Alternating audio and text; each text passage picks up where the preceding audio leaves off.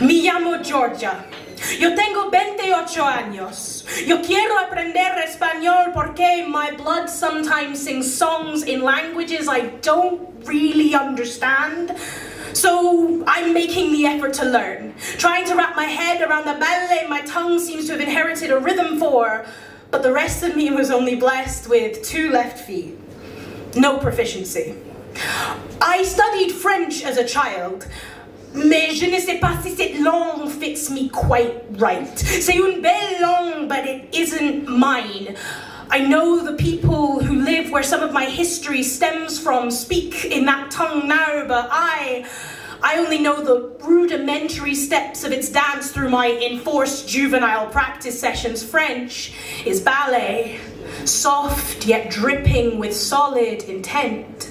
Spanish is flamenco, wild and free and heavy with rhythmical passion.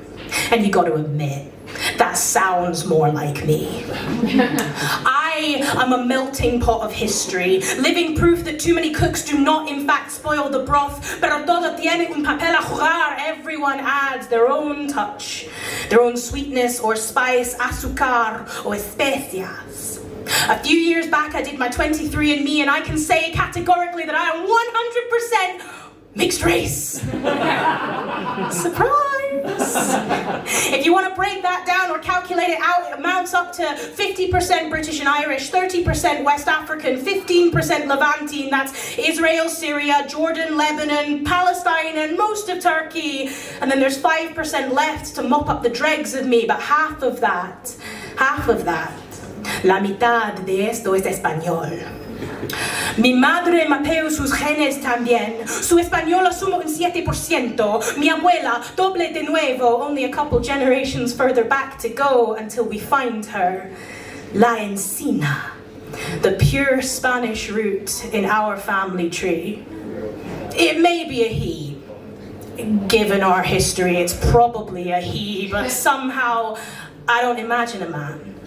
Instead, I see a woman with dark eyes, dark curls, and the brightest smile, who looks just a little something like me. Thank you. This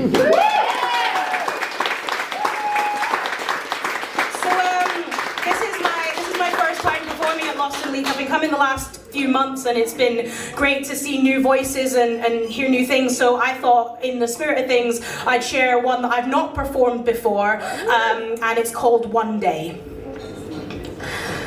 I cannot say I will meet you at the bend of the river again. I cannot promise that the next time you hear its song, the one we once sang along to in our sleep, will be one that does not drift from memory.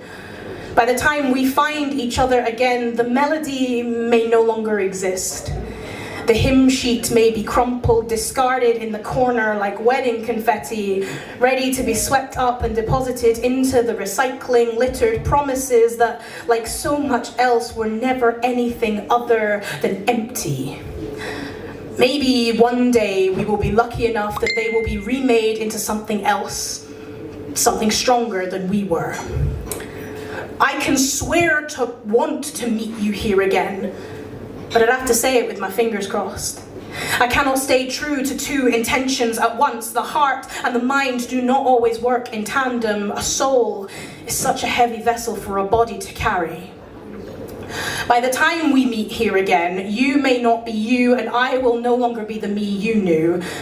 The bend in the river may have become an oxbow lake, redundant, watching its once purpose thunder past it, a disused railway station, or just streamlined. No one has the time to stop and smell the roses, to shoot the breeze, to marvel at the beauty of stagnation, of slowness. That still and quiet can be just as wonderful as song, can be its own music entirely.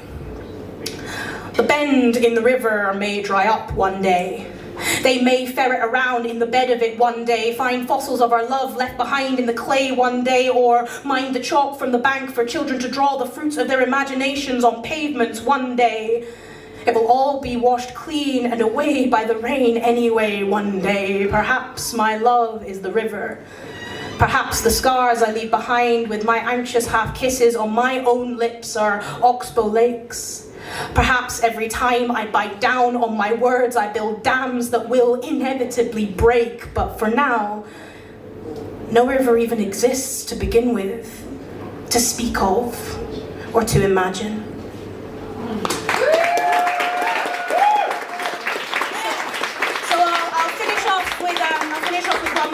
If you've not been following or you live under a rock, Loud Poets have been running a slam series across Scotland from February through to, what month are we in? July.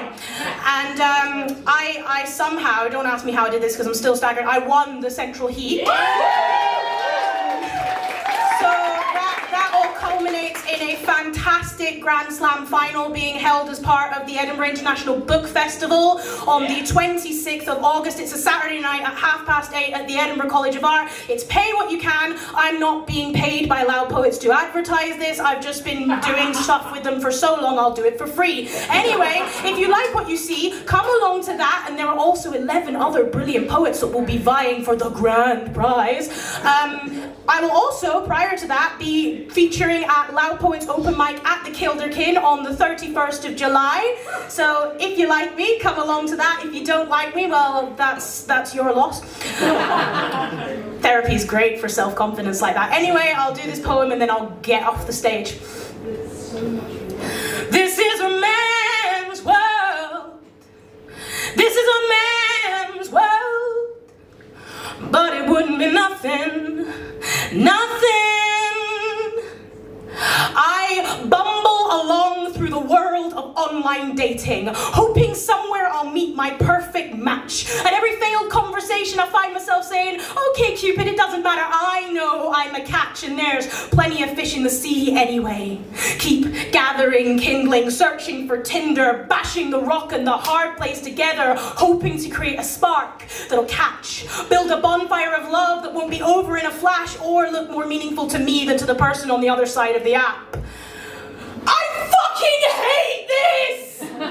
But they say nothing in this world can take the place of persistence, so nevertheless I persist. Continue to plaster my prettiest pictures on the digital pinboard and hope I'm someone's pick. Hope that the next person I speak to isn't a prick or isn't feeding me just the right words to try to get me to sit on his dick. At this point, I'm simply unhinged. I thought I was an elite single. My own flat, my own car, a good education, a good job, and I have all my own teeth. Plus, I'd like to think I have a fairly decent personality, and where that fails, I have a kitten, and I have so many hobbies. I play sports and do poetry, play video games, watch movies, play 4 instruments, do photography, but somehow that's still not enough for someone to want to make a life with me.